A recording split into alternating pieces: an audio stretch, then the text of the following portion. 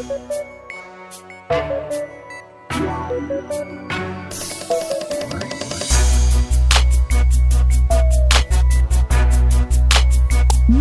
welcome to this brand new edition of The Tape.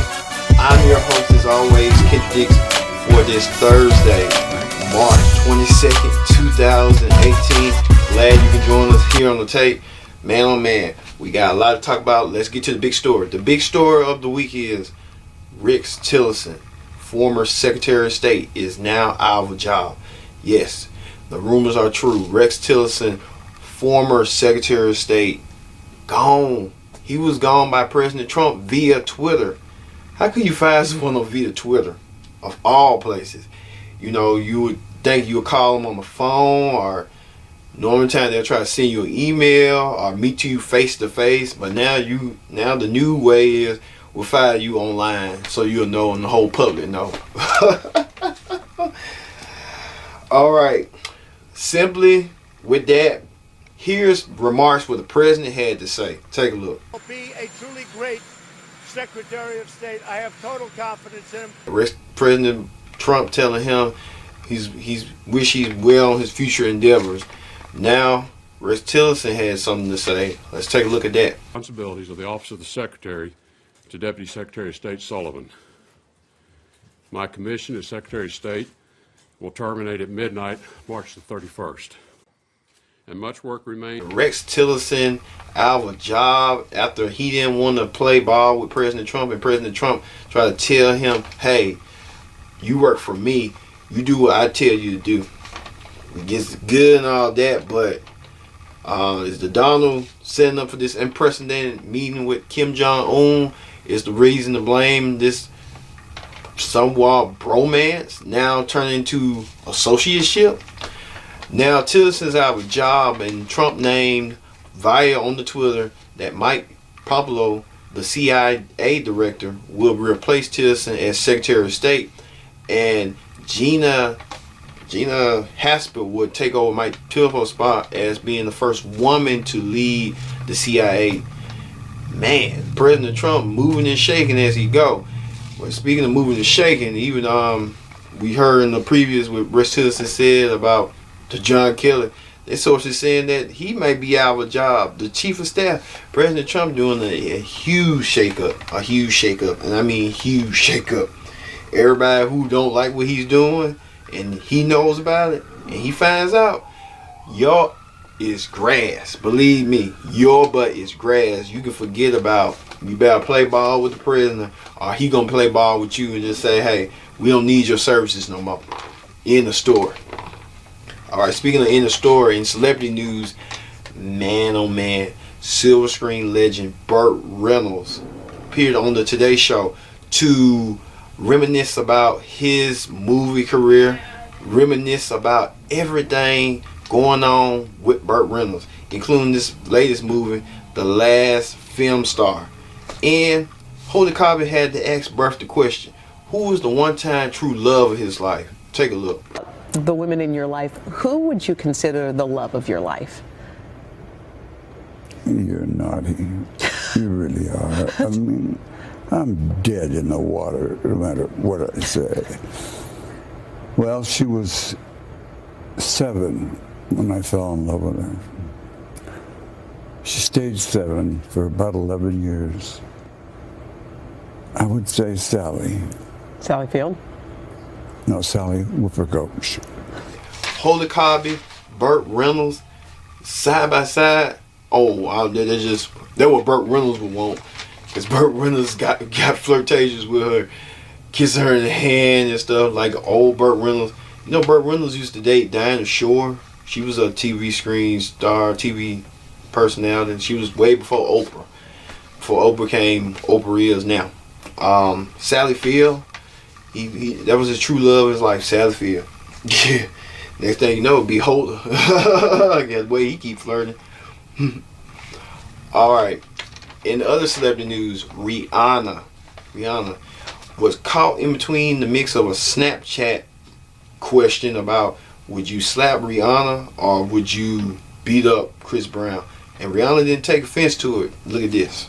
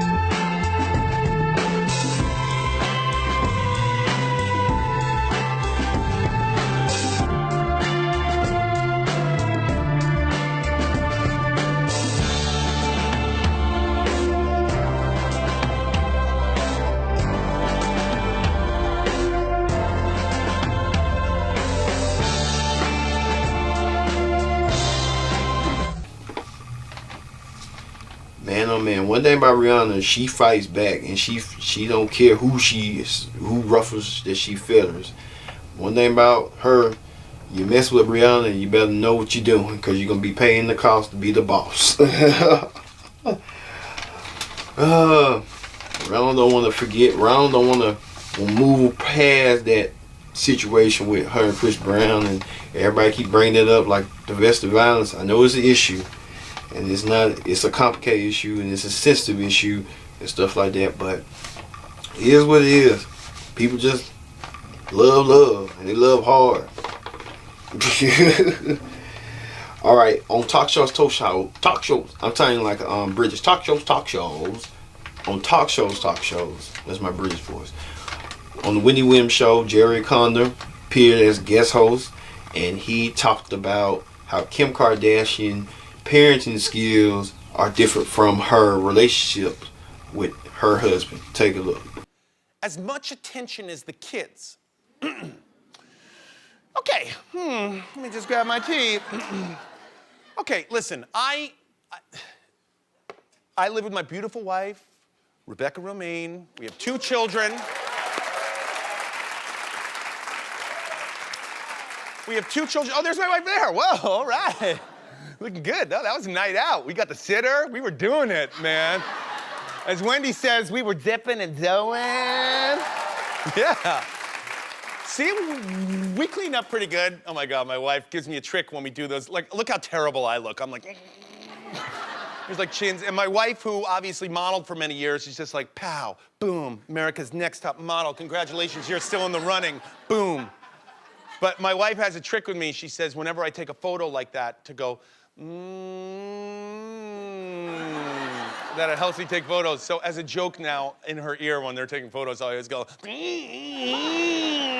so that's why I look like that. I'm so sorry about that. Anyway, getting back to Kim Kardashian saying that she puts Yeezy in front of her children is, look, in my household, I'm like 7th in line. There are dogs in front of me.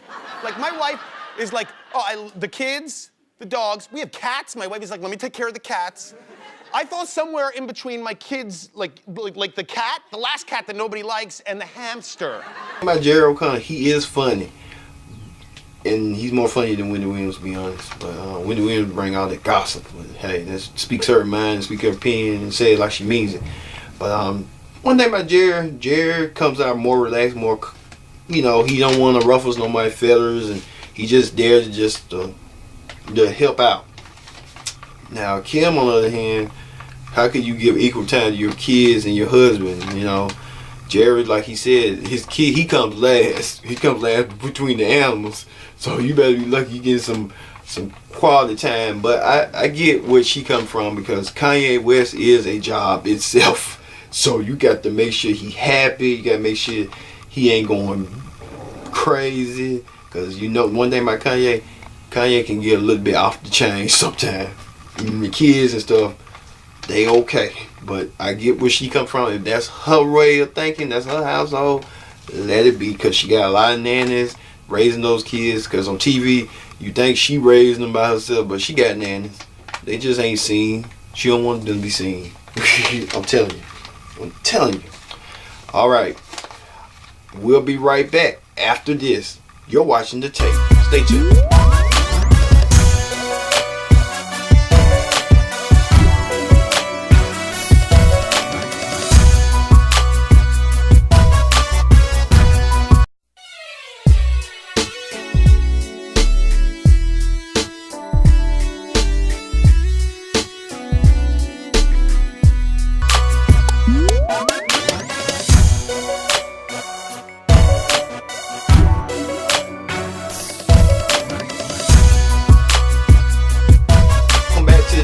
I'm your host, as always, Kennedy. Glad you can join us. Use the hashtag Take on Twitter, Instagram, and thank you all for liking the series, liking the show, because this is a show that's growing and thriving. And we thank you all, because we're starting small and we're getting there. I tried to apply for a Facebook public figure account. Facebook said, well, Kendrick, you're kind of getting there, but you need to grow more viewers. So I'm asking you out there in TV land to help me grow. Cause many of you know me, many of you may know me, many of you got the customer knowing me, but help me grow to become a public figure. And Facebook just like, you're not a public figure yet, and reapply in 90 days. Okay. Okay. If I gotta do that, I just gotta do that. I got to grow my audience base. But I appreciate y'all out there for watching, and thank you all for your support. As we continue on with the political rundown. The political rundown this week. President Trump can't get himself out of trouble out of nowhere, where sometimes he got to deal with his own party, his own cabinet, his own family. Now even this coming resurfacing that allegedly porn stars Stormy Daniels and him signed a contract way back 2006 after the president back then was a businessman on the Star of the Apprentice had sex with Stormy and made her sign a confidentiality thing to keep everything hush hush. Now if she violated and said what she said, then Trump could sue her. But if Trump said something about it, she can sue him. So things just got out of ride, and her lawyer trying to get involved. But it's so sticky, it's so complicated. You watch for yourself and see if you can be the judge. So you say that your client, Ms. Daniels, felt physically threatened to stay silent about what she knew about Donald Trump. If she felt physically threatened, did she go to the police? Well, I didn't say that she felt physically threatened. What I said was she was physically threatened. Okay. And she was. Did she go to the police? I'm not going to comment on whether she went to the police or not. I think that's probably going to be addressed during her interview on 60 Minutes. She was paid for her services, but at the same time, Stormy, just stay out of the public spotlight. It's just, your man already doing too much of a mess right here. Why would you want to incorporate yourself in that mess? I'm telling you. All right. Reports are saying, speaking of President Trump, his son, Donald Trump Jr., and his wife Vanessa are getting divorced. The couple have 5 kids already. And things didn't work out. They was trying to work it out, but things just didn't work out. So I'm thinking side and reconcile differences. So I think what blew up because of her situation when she got that little letter full of powder and stuff, and she said, you know what, I had enough of this. I don't want no more part of this. But you know, that's one thing about rich people. They just like, there's our problems. We can get divorced and be done with it. Now poor people on the hand like, we got to stick together. The family that prays together stays together. You know, you just ain't got the money like the Trumps do. Point blank and period. They ain't think about no divorce. They just like, they look at divorce like, okay, we move on, find somebody else. Us, we like, we got to stay together. We got to keep this tight and right. All right. Especially keeping it tight and right. Would you want something sour, bitter, and tasteful? Well, Sonic is introducing and did announce that they are bringing pickle slushies to their menu this summer. Now, one thing about me, I love pickles. I used to like, when I was a little kid, I used to like pickle juice. It's even twice with ice and pickle juice. You're going to have a sour, bitter taste in your mouth, and you're going to feel like, But one thing about Sonic, I think this experiment going to work, because Sonic like to try things out of the box. Just like anything, like, what's next? Cheese slushies. You just suck and see the cheese. You like taste your favorite cheese, or perhaps pickle pig feet sundaes. Who knows? The things are endless of possibilities. All right, on news this week, man, many fans are going crazy about the Final Four, the NCAA basketball tournament to determine the 4 top college teams, and things are getting so heated that the brackets are busting. But take a look at this. It is the first time ever that a 16th seed is knocked off a number 1. And it wasn't even close. UMBC won 74-54. Virginia entered the game having won 31 of its 33 games. By comparison, UMBC had 10 losses, and it needed to win the America East Conference tournament just to qualify. Odds makers had Virginia as one of the favorites to win it all. I'm not crazy about college basketball. I'm crazy about college football, but you see on Facebook and Twitter, these folks is like, my team winning, this team winning. Y'all better hold up. Auburn ain't winning. They're a team. What do you expect? They're a team. Teams are teams and teams are deemed. Know that. That's the motto. Final Four. All right. And finally, the viral video of the week. Now, the viral video of the week is... Now, you may want to know Chris Brown and Bow Wow used to be best friends or were acquaintances, and they worked together with this song. Okay. Now, the two are bitter rivals, and Bow Wow now is a reality star. Chris Brown still relevant now, but things got heated up when Bow Wow did this song. Take a look. Oh man, let's turn this shit around. So rock got me feeling all emotional. Speaking from my heart, that's what I'm supposed to do. Students of the game, and boy, I'm coaching you. No subtweeting, you talk shit, boy. Brand new video, Drunk off Ciroc. If y'all haven't seen it, make sure y'all go check it out. It's on my YouTube page right now. Real record. It was very vulnerable. At the time, that's how I was feeling. I see a lot of my fans always asking me questions, and you know, I've never been the type to with the blog, with the press, or ever want to give them my answers. I always wanted to do it in the form of music. I felt that as an artist, it's the best way to express ourselves is when we write. And I was drunk off Ciroc in the studio, and I just started going, and the record just came about. And everything I'm talking about is just how I felt. It's just real. It's real content. The things that I've been going through in my life in the past 6 years, a lot of shit I don't know. And with the G6, I'm able to express myself and get things. Man, Bow Wow peeing back for a friendship with Chris Brown. Bow Wow and Chris Brown don't want to be friends, and Chris Brown going in this direction, and you go in that direction. Let it be. It's just like it wasn't meant to be. It wasn't meant to be. 1 minute Chris Brown, okay, but then look at Chris Brown when he did this.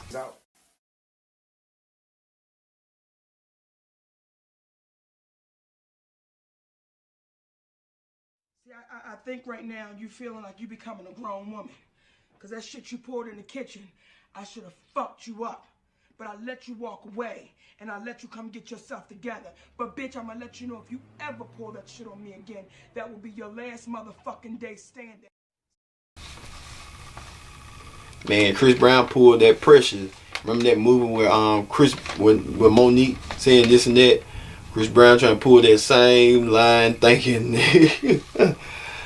oh, all right. Man, oh man. Well, that ends the take for this week. I'm glad you all came, and we will be back, and we got to take a break. You know that, right? We got to take a break. So we won't be back next week, but the week after, the first week in April, we will return with a vengeance. I mean that, with a vengeance. So, hey, enjoy this spring break, because we about to. So, this is The Take, and I've been your host, Kendrick Dixon, and I'll see you in 2 weeks. See you later.